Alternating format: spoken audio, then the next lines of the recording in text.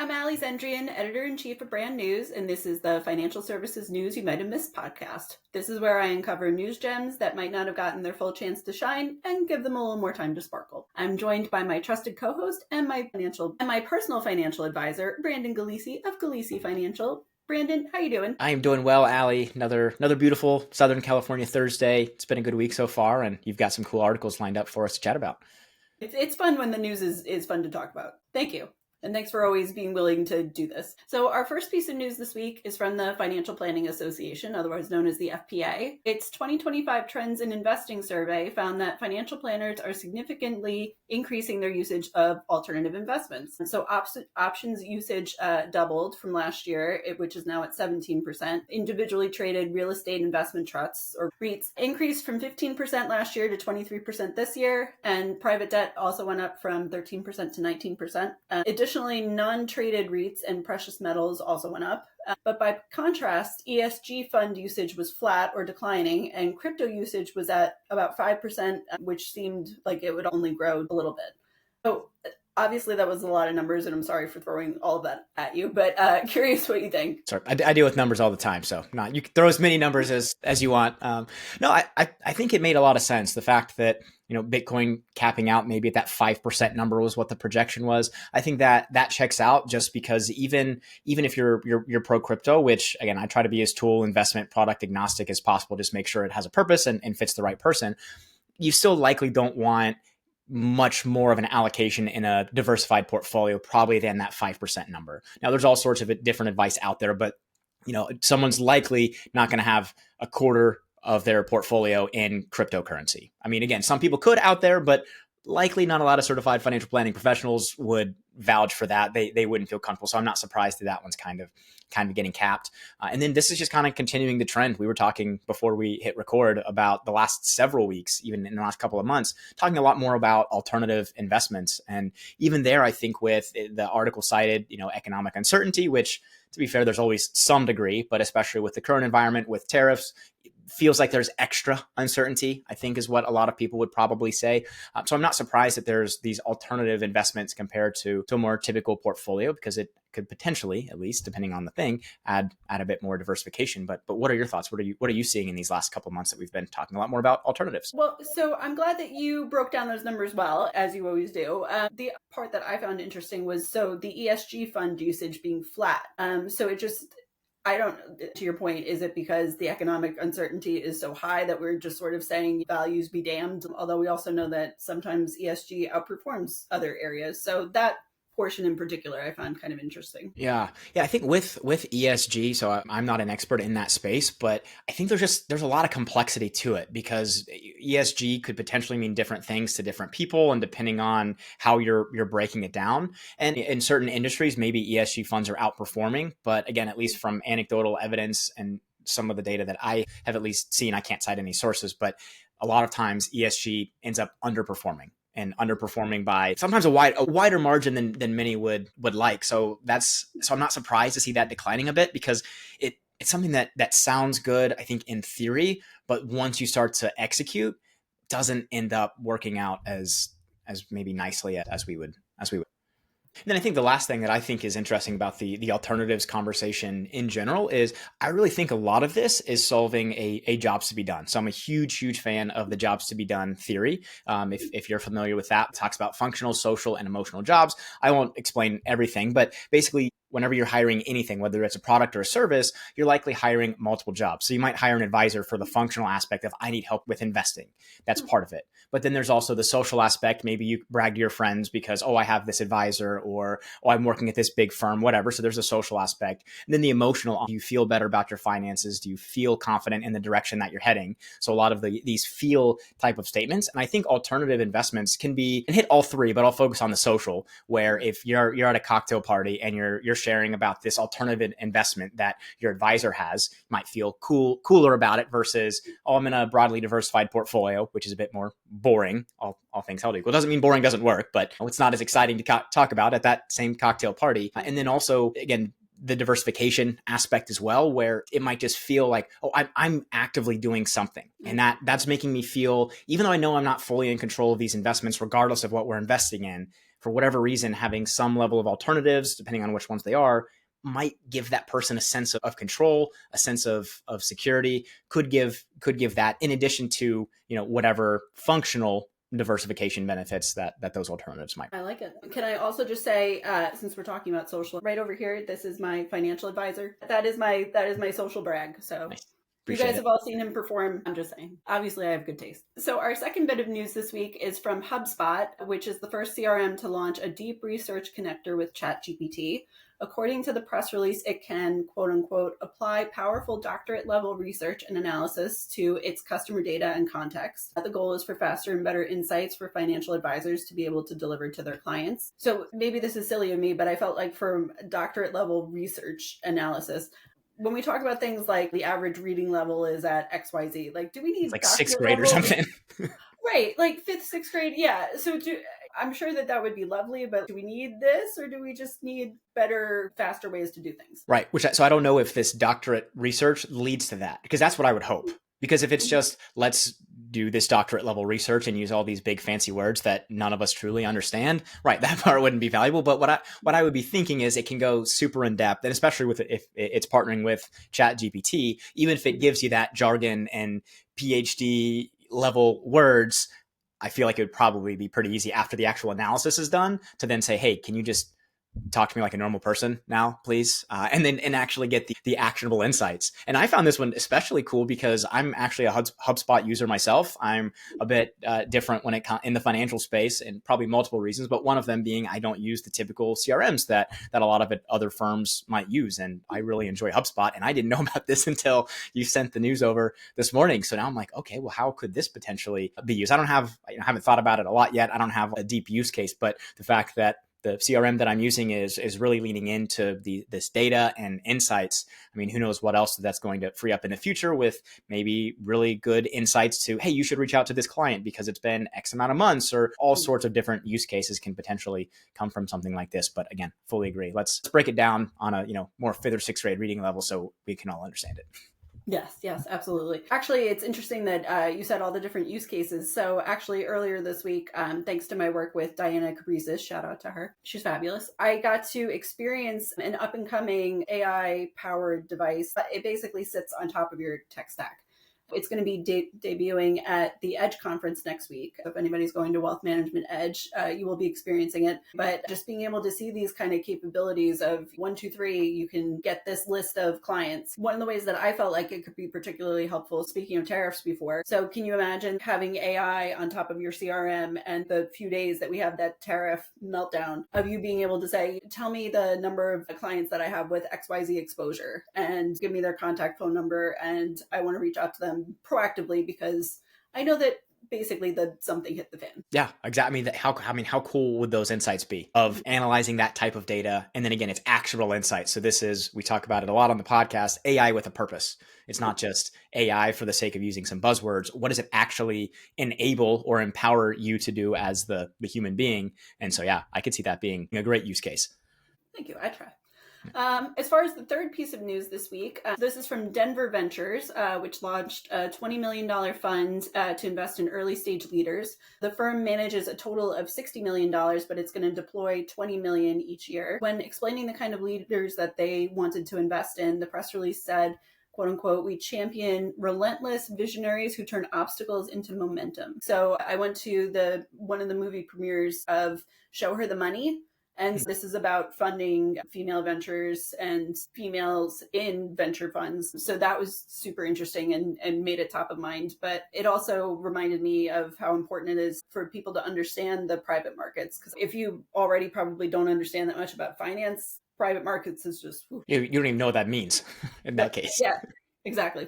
It's like private, like it's gated, it's a club. I don't understand what that is. Brandon, curious what you thought about this. I thought it was cool because they talked about how they were trying to figure out to invest in founders' DNA, essentially. And I was like, okay, well, like, what does that mean? Right. Is that a buzzword? But then as I read through the article, I'm like, oh, they actually have a psychologist on here that is analyzing core traits. I'm sure they've got some pretty cool algorithms and assessments that they're doing for all these sorts of things. But it's not just, oh, we pick cool founders or good founders. Okay, yeah, what does that mean? But the fact that they're bringing a professional on ties as much as you possibly can from a psychological perspective. But the fact that they're putting some of those parameters in place to invest, I think makes a lot of sense. I mean, even if you look at Shark Tank, that's would be a version of a private equity essentially. Oftentimes they're like, we think your product's okay, cool enough, but we want you. Like, we want you as the founder. We want you as the owner of this company, whether it ends up being this company or you start to bring on other products or services, what have you. But we just want to invest in the people or in the person. So the fact that they're, again, systematizing it, that seems pretty cool to me. Absolutely. And I thought that that quote about being able to turn obstacles into momentum. So I don't know about you and your solopreneur journey, but that seems like one of the things that anytime that you reach one of those points that anybody else would easily turn around and just say, to heck with this, like, this is not going to work. Somehow you figure out a way around and you make it work. Right. Yeah. I mean, that's one of the main jobs of an entrepreneur in any business. You have constraints, you have obstacles. How do you figure it out? Because no one's coming to save you there. It's not just, oh, let me call and get a bigger budget from my company. It's you figure it out or you don't. I mean, you pretty much get two options there. So it does take, I think, a unique type of person to even want to do entrepreneurship and then get into it and realize that it's not all the glamour that social media sometimes makes it out to be. Now, would I leave entrepreneurship? No, not. I absolutely love it, but it still has its challenges. But it was cool to see that they mentioned that one, because again, if you're able to have the grit and the determination, perseverance, all things that most would categorize as in the successful entrepreneurs, that's going to be a key indicator of success. Not a guarantee, but important. Exactly. So we were talking about this before the podcast started recording, the pros and cons of being an entrepreneur, and specifically you framed it around the concept of risk and how it seems like the risky thing to do. Meanwhile, in another way, it could actually be arguably the safest thing to do. So if you don't mind, just for the benefit of everybody listening, sort of recapping that. Right. So we were talking about how you just onboarded a great client. And I think especially at the beginning, that's when there's the most risk, because where even in our service-based businesses, it typically isn't the business costs that are the reason that an advisor or, a solopreneur necessarily would go under. It's the profit isn't enough to sustain personal lifestyle. So with that, that's the beginning part. That's the really challenging. But then over time, as you start to build your business and you have multiple clients, you essentially have multiple bosses, so to speak. Now, of course, you're in control of your time. You can also fire clients. Like, we fully have that control. But if one client leaves you or me, I mean, unless we were not great business owners and had one that was like 50% or 75% of our total revenue, and that's a different conversation. But for the most part, if we're diversified, even among our client base, one client leaves, that's a bummer and that stinks. But we still have a bunch of other clients paying our fees. And also we can go out and find people quicker. So yeah, I think the beginning days can be the most risky, especially service-based businesses, lower overhead. It's more about, do you have enough to put food on the table for your family? But then it gets to a point now where we're at, where it's, if a client leaves, we have a bit more flexibility compared to a boss all of a sudden says, actually, we don't have room for you anymore and you're fired. Well, your W-2 job has one paycheck from one person. We get paychecks from multiple people. Yeah, which on the one hand makes it a little bit more confusing and money trickles in and out at different times. And then you're right. On the other hand, there isn't just a, do you have a job? Yes or no. There is a, well, I have a job, but it includes XYZ amount of work versus this much work. So yeah, just wanted to share that in case anybody's feeling that entrepreneurial bug and you're on the fence, whether we convince you one way or the other. Hopefully that's helpful. Yeah, absolutely. So our last bit of news from this week is from State Street. It's the new Private Markets Advantage survey found that 56% think half the private market flows will come from semi-liquid retail-style vehicles marketed to people in the next year or two. And 22% think retail-style investments will be the main mechanism to fundraise for private markets. Again, top of mind because I just went to that event about private markets, which, by the way, anyone, if you can see, show her the money. It was up for Academy Award consideration. It was quite informative, but it made me want to understand the private markets a little bit better and understand the different options for the everyday person to get into them. And it seems like they're, again, what we've talked about the last several months as well, it's starting to become more accessible.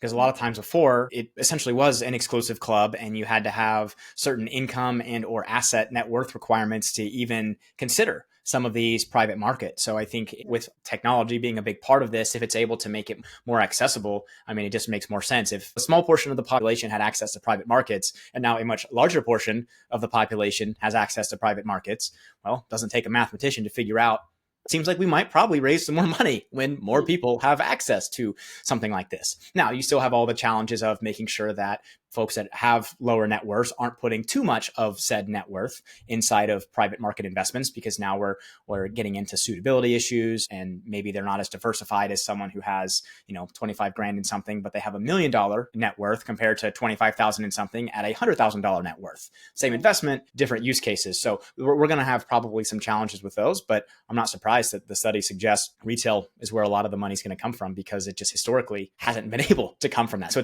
it's effectively a brand new market.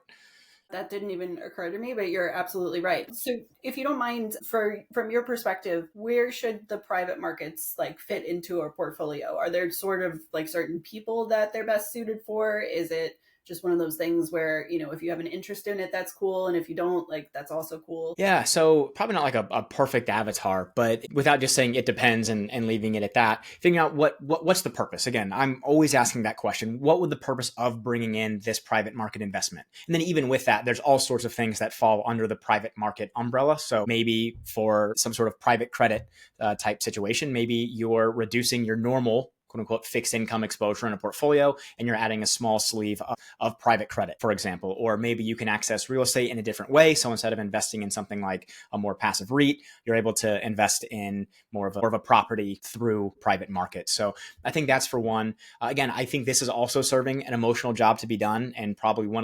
almost bigger, maybe not as big as the functional job here, but the emotional side of just, again, it's more fun to talk about. Like when you can say, oh, I have private credit in my portfolio, 9 out of 10 people or more probably don't know what that means. So you could even puff up your chest a little bit like, oh, I've got this, or my advisor is talking about this too. That'd be the social side. But yeah, so I think it needs to make sense in the portfolio, but then I do believe it is going to be serving some of those other emotional and social jobs that I don't think likely will get talked about as much. But from my experience working with clients, the emotional jobs actually are incredibly important. Like even if you had two portfolios and we'll just say they get the exact same return, and even we'll say they're the same risk profile. We'll say everything is about as similar as possible. If one is able to connect more emotionally to one of those portfolios, they're going to be more happy and they're going to feel better about their money. Even if nothing changes, everything is similar.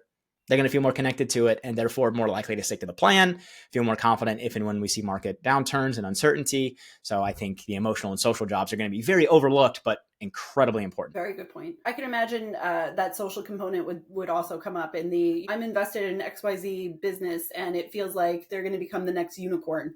And people turn into unicorn. I also think that it's interesting. I hope that this movement helps people become more aware and more financially savvy. Hopefully we start with the basic financial literacy is obviously super duper important, but that people can get to this point of understanding entrepreneurship and unicorn status and this, and it would be really great to see. Yeah, absolutely. I mean, because what's your overall take on private markets? So I'm not going to lie. I basically thought that I didn't fit into this profile at all. That, in my financial situation and probably even thinking about it from a risk perspective as a single mom of two who, would like to make money, but also I need to make sure that I stay on top of all of my money. I basically didn't think that this was an option. And then hearing about it yesterday, and obviously if I were to ever pursue this, we will have a conversation about it. But somebody saying how many people have XYZ amount in their retirement funds. You could take $25,000 of that and put it into, and I was like, oh, yeah, actually I do. The thought wouldn't have occurred to me, but sure. Yeah, no, that's fair. I was just curious to get your thoughts. Yeah. So, I mean, again, I think other people or a lot of people are going to be interested. And again, that's what the data is suggesting. And it seems to make sense to me. I guess we'll see. But I have a feeling that I am probably not dissimilar from many people who just felt like private markets. I understand stock market. That to me makes sense. I see it on TV, but private markets just seems like one of these backdoor, I don't even know that I belong there, let alone talking about it. Sure. And who knows? I mean, I was pretty young when a lot of the internet things were happening and whatnot, but even the normal stock market, the public markets that we all talk about now and how accessible, there was a time they were not very accessible. I mean, there wasn't the internet. You couldn't even check a quote of what a stock price was trading at. You legitimately had to get in your car or walk somewhere to go to a broker's office just to even know what the price of an Apple or a GE stock was. So there was very minimal access even to the public markets. And then in that case, if you wanted to buy any of those stocks, you had to go through someone and pay them a commission at the time. So who knows, we may end up seeing something very similar, but with private markets where, I mean, you felt this way because it has been that way. It's not just you weren't aware of private markets, it's they have really not been accessible. So why would you be aware of something that you can't access? So I could see this being, again, I didn't really live through the public markets becoming more truly public and more accessible, but this to me sounds like a similar type of situation. Way to remind me that I'm a little bit older than you, but it's interesting that you bring all that up, because I had instance, shout out to Third View Private Wealth. So went down to the New York Stock Exchange earlier this week for an interview that they had, and it was interesting seeing it. So the last time that I recall being there, I was a very young, right out of school reporter. So circa 15, 17-ish years ago. And seeing the hustle and bustle of then to it's relatively quiet and very stable now, it's interesting. Yeah. Oh, that's really, yeah. So I've never been to the stock exchange, but that's really cool that you were able to see a pretty stark difference in, 15 years is not that long, but the fact that it was almost night and day for you is really cool insight. Yeah. Thank you. Well, thank you as always for sharing your wealth of knowledge. So have a great week, and looking forward to next week. Awesome. This was so much fun. Thanks for the kind words too, Allie.